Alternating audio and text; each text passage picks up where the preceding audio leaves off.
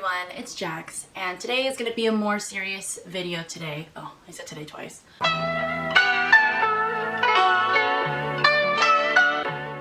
Hey, hi, I missed you.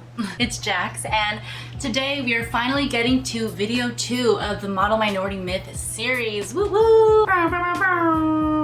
I am so sorry for how long it's taken me to get this video out to you all. Life has been crazy, to say the least. Today, this video is gonna take on a more serious tone, obviously due to the nature of the video, of the harmful effects of the model minority myth, stereotype, trope, whatever you'd like to call it, but it's not real. I feel like it's being so shown today with the rise of Asian hate crimes. People would say that Asian people slide under the radar, and I think that just everything that's going on with racial hate, it's coming prevalent, especially with COVID-19. Asian people being blamed and it being called the Kung Flu. I really truly believe that the model minority myth has played a huge part in this. With the rise of these hate crimes and this domestic terrorism, it brings me so much more awareness into what I'm doing here. These little things add up. Whether we think it doesn't relate, it does. It really does. I just hope that me sharing my perspective as an Asian American, born in America, second generation, having immigrant parents, and having,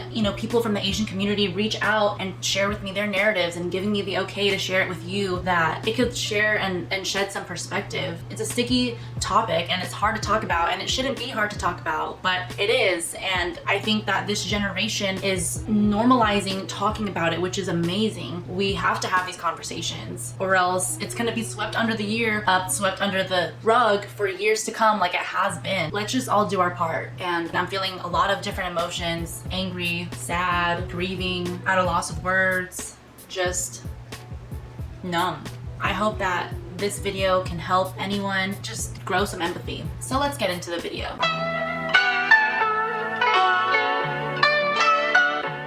I'm assuming that you know what the model minority myth is. If you don't know what it is a stereotype, not true at all. If you want a deeper definition of what it is, check out my first video of this series called The Model Minority Myth, How It Started. If I look down, I'm referencing to my note. I created this video into a list. That is by no means that I'm saying there's only 23 consequences. There's probably more. This is just what I've compiled. And if you think of anything more or want to share your narrative, please feel free. I invite you to comment below or even message me and reach out, and I can find a way to add this in there. So starting with 23, it's an assumption and a generalization on a whole race of people. It's been socially accepted for decades and it's gone places out of control. It's reflected in many different ways, from an obviously racially motivated hate crime to even subtle daily conversations of slipping in microaggressions, like you're at a coffee shop and all of a sudden some person wants to turn your whole existence into a racial guessing game, like Japanese, no, Vietnamese, no, Chinese, and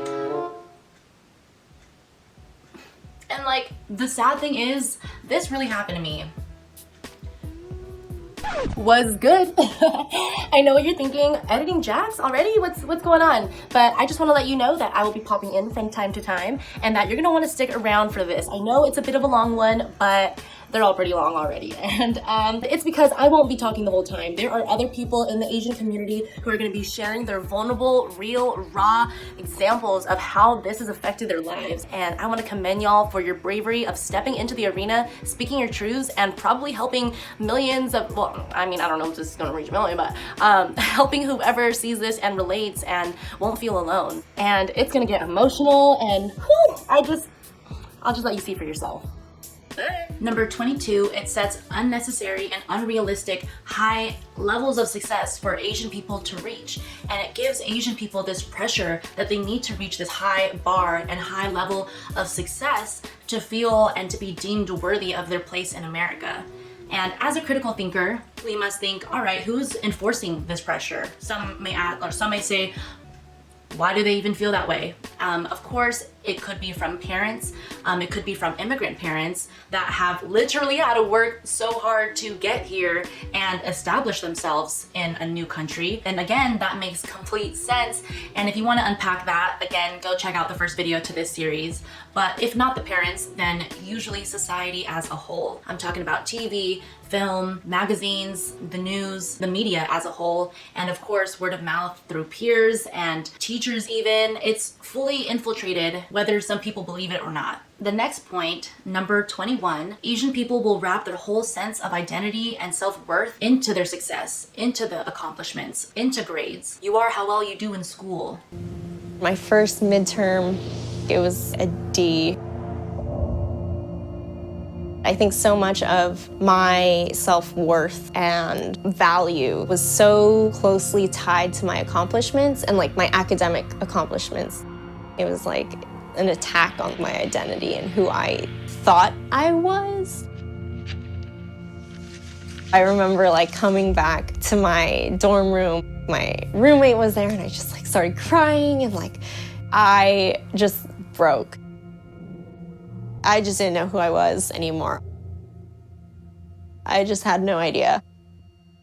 I'm gonna go ahead and read a submission that relates to this point. I significantly attach my identity and worthiness to academia and my ability to perform well in school. Therefore, it took a huge toll whenever I would receive less than a perfect A grades or feedback.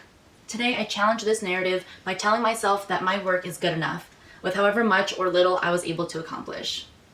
I love that. I love that they put a positive spin at the end, but I can relate to this. Growing up, nothing below an A was good enough. Number 20, the model minority stereotype erases individuality. It paints this picture that every Asian person is this faceless, hardworking, quiet, obedient mathematician, computer, etc., etc. And I just want to emphasize that it erases individuality and it erases personality. This is why in my Get to Know Me video, when I mentioned the comedian Joe Coy, I said, number 2, Joe Coy. I can't not mention him. I mean, the relatability, like, come on, like the odds he had. And I can bet money that it's because during that time, a lot of people didn't believe that Asian people could be funny, could be out there and wacky and make people laugh. And he had to fight through those odds and fight through that stereotype and probably work double time compared to others in that field just to get his voice heard. All right, number 19, although some of the traits within this stereotype are considered good traits, it can be as negative and derogatory and degrading as other stereotypes. You're so studious, computer. Trey, you could learn a thing or two from his people. They're very wise. The minority myth is hard to explain. It's the idea that Asian immigrants and their American-born children are smart, talented, hardworking, good at math and science. When you complain, people want to say, how thin-skinned could you be? Why are you politically correct? They're trying to pay you a compliment. Yet it's false flattery. It allows the whitewashing of the very real problems. It allows people to say, what are you complaining about? You're doing better here than you would in your homeland. Of course, not realizing that America is our homeland. It's a way to say that Asian Americans don't need any help and shouldn't be shown any solicitude. Okay, random sidebar, but doesn't Dr. Frank Wu and Seth Rogen sound like the same person? Replay that and close your eyes and tell me you don't see Seth Rogen. Number 18, it strips away the credit of you as an individual for being smart, for being talented, and it's reduced to, oh, it's because you're Asian. Duh. Oh, it's because you're race. It's not because you put in the time and effort into a particular craft. No, it comes easy to you. You're Asian. Here is another submission that relates to this point. I first heard the term model minority back in high school and perceived it as a common stereotype for Asian Americans. Honestly, I didn't fully understand the significance and connotation of it. I just associated it with us being hardworking and good at math, and that somehow if we put enough effort, we can succeed in life. This definitely aligned with the meritocracy myth. I was raised with this notion and it was reinforced through my relatives and Asian American friends. See, it can be so embedded within people in the community to where they embrace it, and it's just so harmful because it's manipulative. Continuing the quote, people within my inner circle, as well as my school discourse, even perpetuated these stereotypes. Like, psh, you don't understand. It's easy for you because you're Asian. I don't think like you guys. Granted, it did have a self-fulfilling prophecy effect where I earnestly believe that I can achieve good grades due to my predisposition, and therefore I chose to take on more advanced classes. Unfortunately, I internalized these stereotypes for so long that it damaged my self-esteem and I developed some form of imposter syndrome. Of course, there are more paramount out problems with the model minority, I recognize that it is rooted in pinning minority groups against each other, where Asian Americans are represented as the preferred minority compared to Black Americans. This perpetuated anti-Blackness among other minority groups is a form of division and oppression that America is built on. Nevertheless, I do want to share my experience because these small narratives can add up and amount to something much bigger. Yes, that was really well put, and I like that they had included some other points that we will be talking about later in this discussion. All right, number 17, the erasure of Asian stories. It's the narrative that Asians don't have it as bad. Yes, this kind of correlates with the previous one, but it's just another example of the overgeneralization and the erasure of Asian stories and individuality. Saying that Asians don't have it as bad diminishes the struggles that a lot of Asian people have endured. Number 16, I will be reading another submission that reads, believing that I'm a model minority has led me to trust the system and dominant culture, remaining unconscious to systemic racism. When I internalize the belief that if I can create a successful life for myself as an Asian, then other minority groups can too. I've missed the point completely and become an agent of my own and others' oppression. This stereotype can make other Asian people unconscious to systemic racism. That was really well put. Number 15, it can lead someone like you to pursuing a career that you don't truly want and waste time, years, and maybe even your whole life due to the fact that you felt pushed in that direction, or that society made you feel like you only had a chance in certain fields to be successful in America. I have another submission that correlates with this, and the submission reads, my parents wanting me to be a doctor so badly made me go into pre-med for 2 years. So much wasted time, money, and so much unnecessary stress. I feel for you. I relate with this in a sense. It was not as long as 2 years, but I feel for you. Number 14, it can cloud someone's identity to where they don't even know who they truly are without this external noise and pressure. Korean school, and there was this one instance with a teacher that just really stuck with me. She was telling us that when people ask us what our ethnicity is, we need to say that we are Korean American. The Korean always has to be first. And I remember being very unsettled by it because I felt like in my heart that I was American. So I rose my hand, I told her my piece, and she said, no, you are always going to be Korean. You're Korean American. And I just said, like, why can't I just be American? I was born here, I speak the language, I don't understand. I just felt like this big distance between my culture and what I was brought into. The 13th harmful effect to this stereotype is that it can cause Asian people to resist the model minority myth. For instance, in school, I remember when people would make jokes about math and for some reason like, oh, look at the one Asian kid in the class, they're gonna know. And it was always me. And from that point, I made an agreement with myself that I was bad at math, that it was to the point where math and science. So it was to the point where it was a bit of a struggle. And I think agreements that we make with ourselves, I mean, come on, the 4 Agreements, that book, it's true. What you make an agreement with yourself, words are so powerful that it can really come to fruition, which it kind of did. And I mean, let's not even just talk about math. It could even be school in general, right? Because people think that Asian people are just so prestigious in all areas of academics to where, you know, we could have Asian people dropping out of school because they want to resist so hard. It sounds crazy, but it's true. And I know that I'm speaking this for that one viewer that will relate to this. And I mean, I'm doing this for you. I'm doing this for you. If you hear me, if you see me, I see you. And then I also have a submission that correlates with this, and it reads, I perhaps also rebelled against understanding math and science. Even today, I struggle with this. Today, I choose to sharpen these skills because I genuinely want to. That's dope. Tagging on that positivity at the end is important. See what I'm saying about these agreements? All of elementary, middle, and high school, I literally did everything in my power to not fit into the Asian stereotype. I would do poorly in school on purpose, so I wouldn't be told, hey, you're just smart because you're Asian, which is, first of all, very invalidating and just an awful thing to say. It's just really sad that I felt that way. I didn't want to learn piano or any instrument because that was predominantly like Asian stereotype and I didn't want to fit that. I refused to do anything that dealt with Asian culture. I would not want to watch anime, partake in anything like that because that was weird because Asians did it. Also with this, I mean, myself included and other people that I know, they resist this stereotype of Asian people in the medical field to where they don't want to go in that route. It sucks because with all that pressure, you want to resist and you get resentful and you want to push away from that when society or parents or whatever makes you feel like you have to go that route. And who knows what it has cost those lives, to them not knowing what they're gonna do because they pushed away from one field so hard that it creates this like doubt in their mind, or I mean, I don't know, it's hard to even explain, but it's there. I was almost there. I was almost there. So the doubt I'm referring to is the doubt of feeling like you might fail in any other field that is not a doctor, lawyer, or engineer. So it's like, well, if I don't do any of those three things, I will probably end up working at a minimum wage job or not be financially stable, let alone financially wealthy.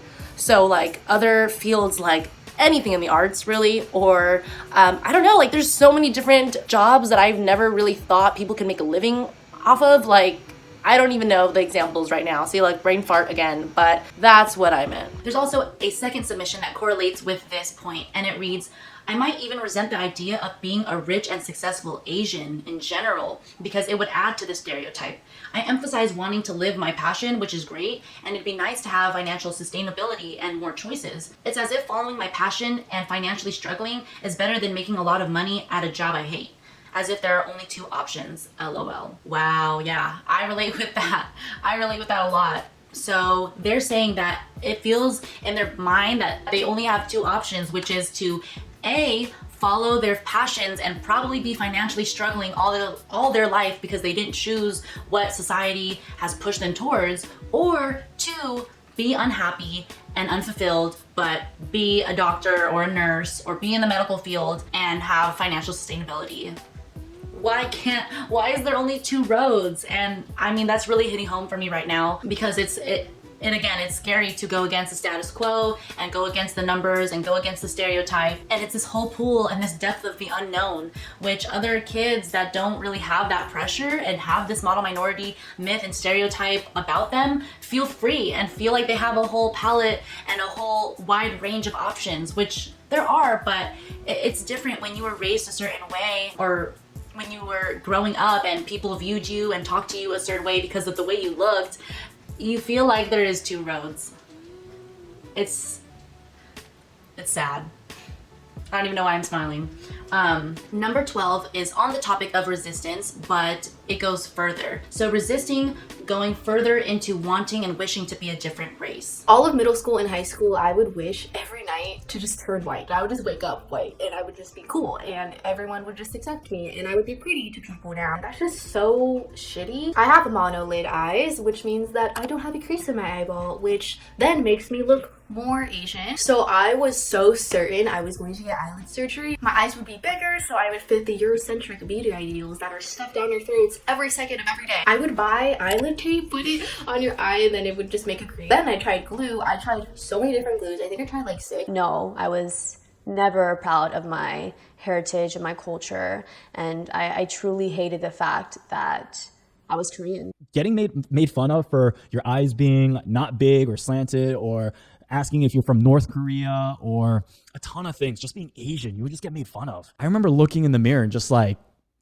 being like, yo, like I wish my eyes weren't this small. Generations. It's harmful because then we start idolizing people who don't look like us, which is fine, you know, like that's totally fine. But I think you guys know where I'm getting with this, like the elephant in the room. Being little, I remember the most gorgeous women in the magazines were Megan Fox and Scarlett Johansson, and trust me, they're beautiful, gorgeous women. But the only person that I really had to look up to was Brenda Song and Lucy Liu. But I mostly, you know, related with Brenda Song, and as a kid, a lot of people would tell me, you look just like Brenda Song, yay me, you know, and I would do that like as a kid, just joking around, and I took it because she is beautiful, that I accepted it. Like as a kid, you want to fit in so hard, so you're gonna take whatever you can get. But it really, again, it narrows the mindset. It's harmful because other Asian Americans, they can start growing resentment. It was Halloween, and I remember I wanted to be a fairy that year. You know, 8-year-old girl, you know, I wanted to be a fairy.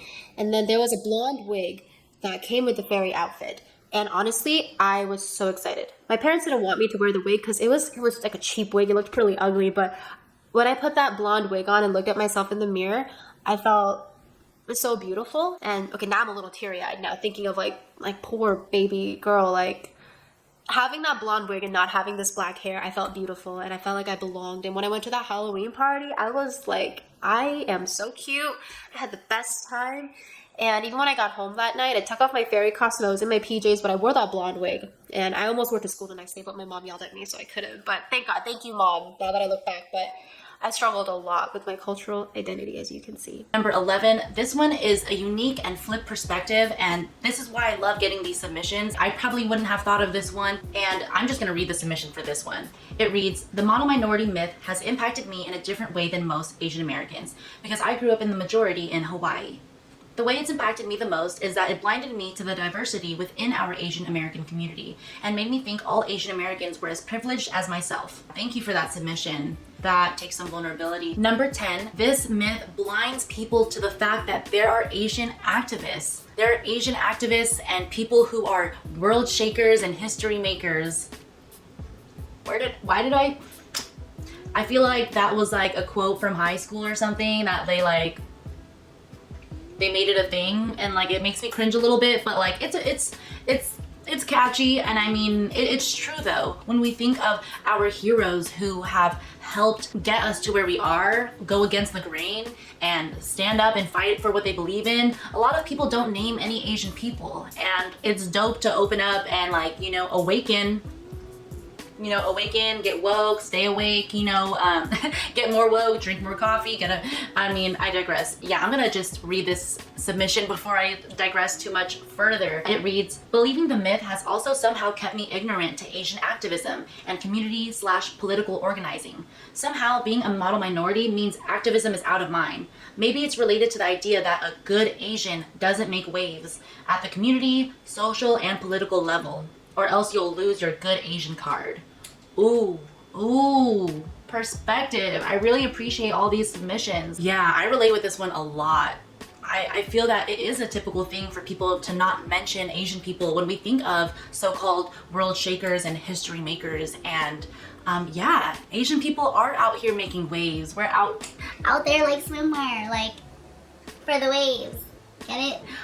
No, but yeah, I recently learned about Grace Lee Boggs and Yuri Kochiyami. They inspire me, and there's so many more people as well, especially today, which is so dope. Let's keep going. Let's keep putting the pressure, keep putting our foot on the pedal. I'm so stoked. There have always been Asian Americans who are actively trying to resist this stereotype, who resisted the stereotype before the stereotype even existed. People like Yuri Kochiyama, Japanese American activist. Very famously, there's a photo of her cradling the head of Malcolm X when he was assassinated in New York City. In our present day, there are so many Asian American leaders who are fighting on behalf of social justice and especially against anti-Black racism. Number 9, the notion that if you're Asian, that you're not American, and that you can never be a full member of this society solely based on the way that you look. Shut up. Go back to China, bitch. Yeah, I had to stop the movie and record that real quick because I related so hard with her. A lot of kids call me Fob, of course. Fob stands for fresh off the boat. It's a daily name that I just have to go through every time I go to school. It's like an insult, like nobody wants to be called Fob. But when you're like 12 or 13, it's traumatic. I've had a couple times recently where I was talking to somebody for the first time and they commented on how good my English was. So I guess there's that stereotype still of Asians all being foreigners. At the end of the day, we're all human. We have similar skeletons, and it really just goes to show that people are being judged by the features that they're born with. Number 8, this harmful effect is also unique. I'm gonna read the submission. It says, I immediately assume that anyone who is a nurse hates their profession and is only doing it for the money or to fulfill their parents' dreams. This one is still hard, LOL, especially if they are Asian. Ooh. Yeah, I feel like I relate with that too. I just kind of side eye and I'm like, is that what you really want to do? Were you, did someone push you in that direction? And did you just accept it? Like, do you have any other dreams or passions? Like, if they are, what would they be? Like, are you gonna do that? Like, are you gonna do it on the side when you have like 4 days off, when you're doing your secure job? Like, it's just, I ramble, I digress. Let's move on. Before we move on, I just want to say that the reason why I had such specific commentary about doing your real passions on the 4 days you have off is because I considered doing that. I thought I was going to go into nursing and, of course, first off to help other people, but I also recognized that it didn't spark a fire in me. So then I thought, okay, maybe I can just do that for financial stability, and then I can do what I really want to make me happy on the 4 days I have off. And then I thought, well, that's a very shitty feeling. Like, I feel like people are able to live happy and have that fire in what they do to earn a living, because, you know, let's be real, we have to earn a living to survive in this world. And if people can be happy about that, like, I deserve that too. Like, I deserve that happiness. And of course I want to help people, but it doesn't need to be in a hospital setting for me.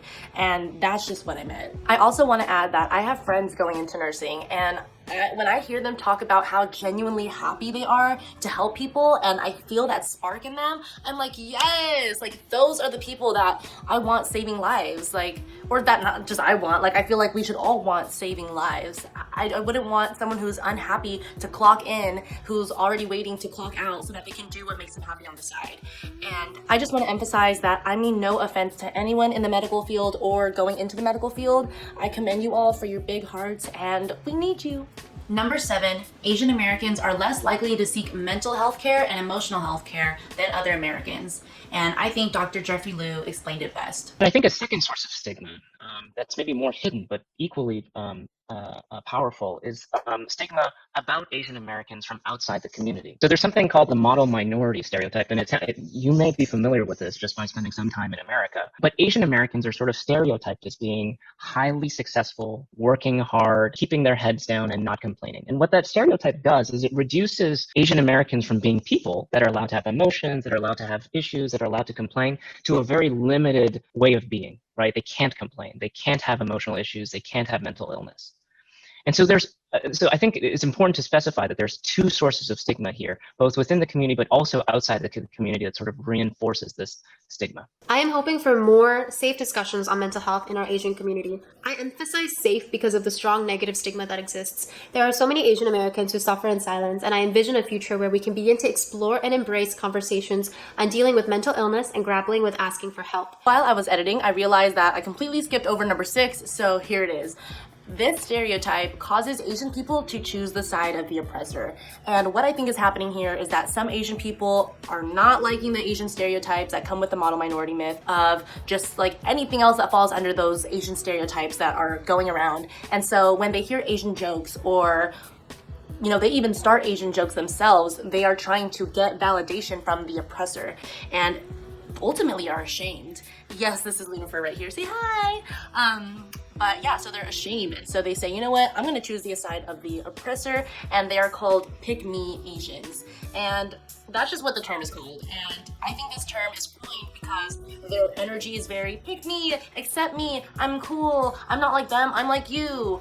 Like accept me, and that's why they are called the pick-me Asian. Let's just say this Asian person is with their group of friends, and their group of friends starts making Asian jokes, and that Asian person not only lets it happen, but even feeds into it. What they're doing is implying that it's okay. Oh, it's okay because my Asian friend doesn't take offense and laughs at it and sees the stereotypes are true, so it must be true, and it's not. What you're doing is letting those stereotypes and those overgeneralizations and those assumptions on a whole race of people keep living on, aka letting racism live on. And all it takes is for you to say, or you know, for that Asian person to say, nah, that's not funny, or no, that's not cool, not all Asian people are like that. Or, you know, and I mean, even just coming at them with love and educating them, I mean, regardless of your relationship to who is, you know, saying these Asian jokes or trying to talk about Asian stereotypes as if they're facts, like just educating. And it's really sad, and I can see the innocence in it, I really can.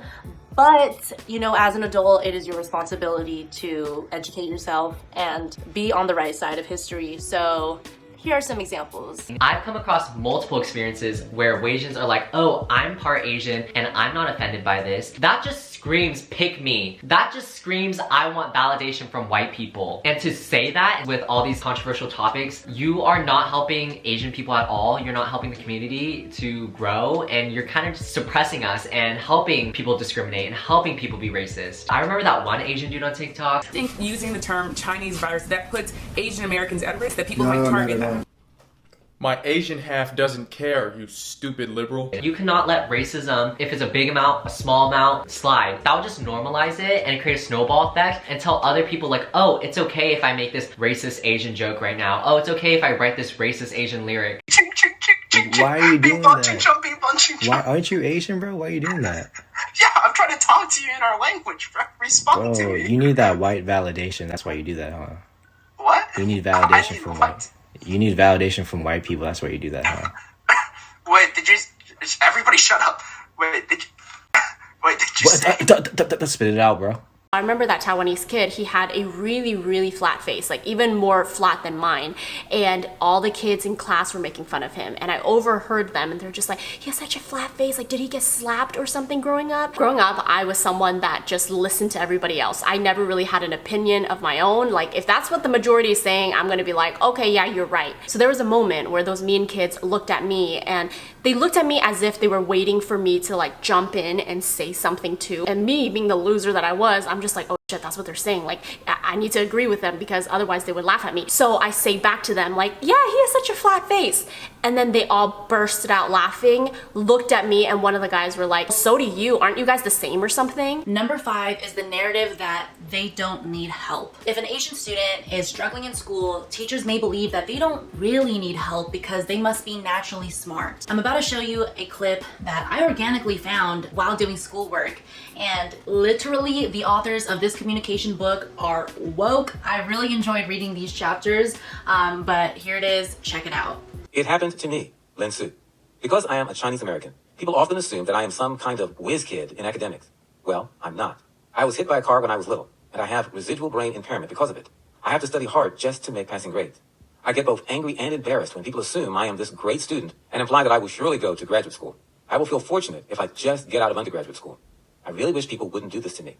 They think they're being nice and complimentary, but they're still stereotyping me. The they don't need help narrative stretches further than just school, but help in financials or help at work or mental health care, like help in anything, really. Number 4, it creates deeply rooted insecurities and self-doubt. I mean, imagine having these high expectations and standards that the world expects you to reach so easily, like going to Harvard and being a doctor and being a surgeon, and then not doing that. I really didn't understand my purpose here, and I always felt like I was underneath people. I always felt like I was beneath all of my peers, and I just wanted to fit in. When I got to Harvard, it became really difficult because that was the sort of finish line that I had given to myself. I was paralyzed by the amount of choice that was presented to me. I had no clue about what I wanted to do because I had to be good at everything up until that point.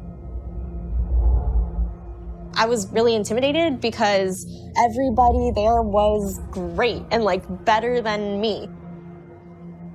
Being valedictorian doesn't mean anything anymore. You're just one of like 2,000 that's like exactly like you know? Why did they choose me? They seem way more confident and they like seem to have their life together. I really wasn't sure if I gelled with the people. It felt really isolating. Number 3, it can create racial resentment. It also ratchets up racial resentment. The idea that you're hardworking and an overachiever suggests maybe a little too hardworking.